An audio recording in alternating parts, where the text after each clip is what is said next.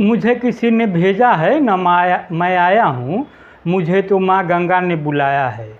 ये किसके बोल हैं? आपको याद न हो तो मैं बता दूं, नरेंद्र मोदी के।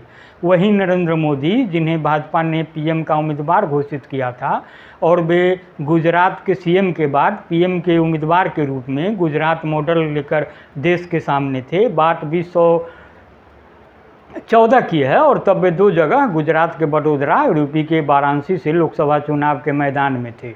दो जगह से चुनाव लड़ने और अपने गृह प्रदेश गुजरात के अलावा चुनाव लड़ने के लिए वाराणसी के ही चुनाव पर चर्चा कभी और। बहरहाल माँ गंगा वाला उनका संदेश काम भी आया और वे दोनों जगह यानी वडोदरा और वाराणसी से चुनाव जीत गए। वाराणसी की जीत कितनी कीमती रही और उन्हें यहाँ कितना खर्च करना पड़ा, उस पर भी चर्चा कभी और करेंगे। आपको बता दें कि उन्होंने वडोदरा से इस्तीफा दे दिया था और वाराणसी से सांसद बनना कबूल किया। वे आज की तारीख में दूसरी बार वाराणसी से सांसद हैं। अब तीसरी पारी के लिए वाराणसी की जन अदालत में पेश होंगे। तो एक बार 2014 के प्रत्याशियों के रिपोर्ट कार्ड पर भी नज़र दौड़ा लें। नरेंद्र मोदी को भाजपा प्रत्याशी के रूप में 5,81,022 मत मिले थे। वहीं अरविंद केजरीवाल दूसरे नंबर पर थे, उन्हें 2,92,338 मत मिले थे। अरविंद केजरीवाल, वही अरविंद केजरीवाल जो दिल्ली के सीएम हैं, उनका सपना भी पीएम की कुर्सी है। तब वे दिल्ली से दौड़कर बनारस चले गए थे पीएम मोदी की। आज के तारीख में जो पीएम मोदी हैं तब तो नहीं थे, वो पीएम बनने के लिए वाराणसी पहुँचे थे तो उनकी राह रोकने के लिए कांग्रेस ने भी अजय राय पूर्व विधायक वहाँ के रहे हुए थे, उनको प्रत्याशी बनाया था, लेकिन उन्हें 75,614 वोट से संतोष करना पड़ा था। उसके बाद तो कई उम्मीदवार थे, करीब 2 दर्जन उम्मीदवार, लेकिन उनका वजूद खास नहीं रहा था और तकरीबन 2 उम्मीदवार को छोड़कर सबों की जमानत जब्त हो गई थी।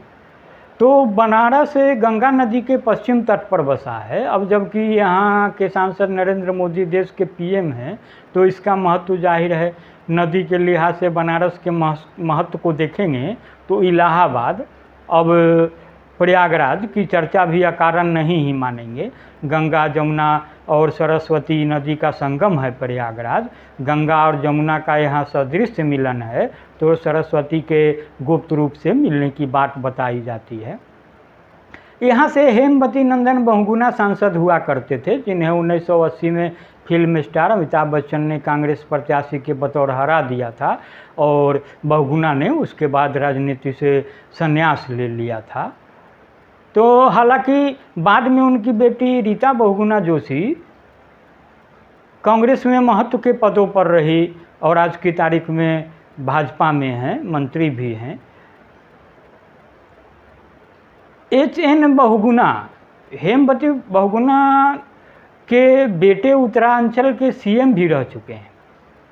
अब लोकसभा चुनाव 2024 सिर पर है। भाजपा तीसरी बार नरेंद्र मोदी की अगुवाई में शासन में वापसी के लिए कील कांटा दुरुस्त कर रही है। तो बिहार में उसके साथी रहे नीतीश कुमार ने हैट्रिक से रोकने के लिए कांग्रेस समेत देश के तमाम विपक्षी दलों को एक साथ करने के लिए मेहनत कर रहे हैं। कहा जा रहा है कि नीतीश पीएम बनने की चाहत रखते हैं। भाजपा भी नीतीश कुमार की चाहत से इत्तेफाक रखती है। वैसे उसका मानना है कि नीतीश कुमार सपना देख रहे हैं, यह सपना खुली आंखों से देखा जा रहा है, इसके सच होने का सवाल कहाँ पैदा होता है। तो कयास नीतीश के लोकसभा चुनाव को लड़ने को लेकर भी लग रहे हैं, मतलब लोकसभा चुनाव लड़ने को लेकर कि वे कहाँ लड़ेंगे नहीं लड़ेंगे इसको लेकर। लेकिन कहा जा रहा है कि नीतीश ने अगर सुशील कुमार मोदी से पंगा लिया है तो यह समझने की भूल नहीं होनी चाहिए कि वे भी राजनीति के चतुर सुजान खिलाड़ी हैं। वे कोई ऐसा दाव नहीं चलेंगे जिसकी काट मोदी जी के लिए आसान हो। यूपी की ही किसी सीट से चुनाव लड़ना उनका एक दाव हो सकता है। बिहार से आने वाले रामविलास पासवान ऐसे नेता रहे हैं जिन्होंने यूपी से चुनाव लड़ने का फैसला लिया था। यह अलग बात है कि उन्हें निराशा हाथ लगी थी। वे थे रामविलास पासवान। वहीं रामविलास पासवान, जिनके पुत्र आज की तारीख में नरेंद्र मोदी के हनुमान बने हैं और बिहार में नीतीश कुमार का काम तमाम करने का जिम्मा उठाए घूम रहे हैं। रामविलास पासवान 1984 में बिहार के हाजीपुर सीट पर कांग्रेस के राम रतन राम से पटकनियाँ खा गए थे। उसके बाद 1985 में यूपी के बिजनौर से चुनाव लड़ा था।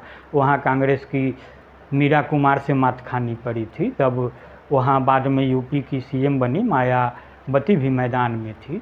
ब्रिटेन, स्पेन और मॉरिशस के भारतीय दूतावासों में अपनी सेवा देने के बाद चुनावी मैदान में उतरी मीरा कुमार बाबू जगजीवन राम की पुत्री थी, जो बाद में लोकसभा की अध्यक्ष भी बनी। अब आते हैं बिहार पर और नीतीश कुमार पर।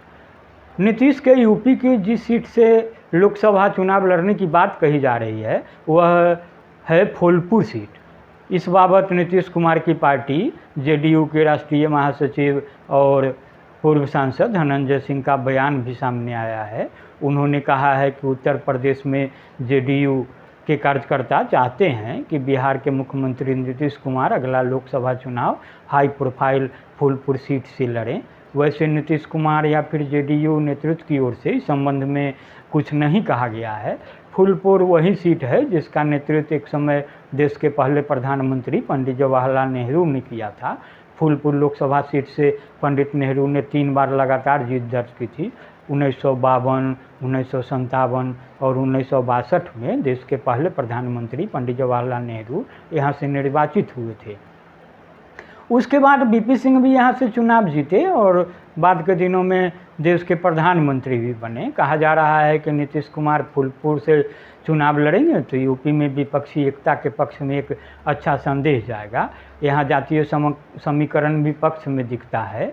कुर्मी बहुल क्षेत्र है, यहाँ से कुर्मी जाति के नेताओं ने कई बार जीत दर्ज की है। इस सीट से रिकॉर्ड 8 बार इसी बिरादरी के उम्मीदवार ने जीतकर दिल्ली की राह पकड़ी है। तो फूलपुर की मौजूदा सांसद केसरी देवी पटेल भी कुर्मी जाति से ही हैं। खुद सीएम नीतीश कुमार इसी जाति से आते हैं। इस वजह से भी जेडीयू कार्यकर्ता यहाँ से नीतीश कुमार के चुनाव लड़ने की मांग कर रहे हैं। इससे पहले मतलब कि पिछले साल सितंबर महीने की बात है जब नीतीश कुमार के फूलपुर सीट से चुनाव लड़ने की अटकलें शुरू हुई थी। बीजेपी का साथ छोड़कर नीतीश कुमार ने जब महागठबंधन के साथ बिहार में सरकार बनाई थी तभी महागठबंधन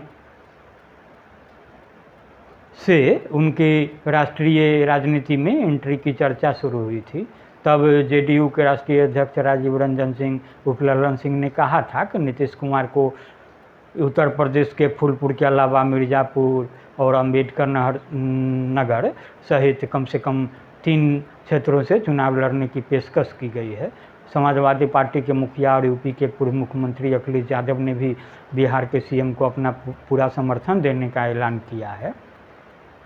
ललन सिंह ने कहा था कि नीतीश कुमार यूपी के किसी भी सीट से चुनाव लड़ सकते हैं और उन्हें समाजवादी पार्टी का पूरा सहयोग मिलेगा। हालांकि नीतीश ने फूलपुर से चुनाव लड़ने की किसी भी योजना से इनकार कर दिया था। बहरहाल नीतीश कुमार केंद्र के मुकाबले लंगोट कसकर तैयार हैं, तो फूलपुर से चुनाव लड़ने की बात भी सिर्फ कहने सुनने की बात भर नहीं लगती है। माँ गंगा ने मोदी को बुलाया और वे पीएम की कुर्सी तक पहुँचे, तो अगर गंगा, यमुना और सरस्वती का संगम नीतीश को बुला रही है तो कुछ करिश्मा होने की उम्मीद तो पाली ही जा सकती है। बहरहाल इतना ही, नमस्कार।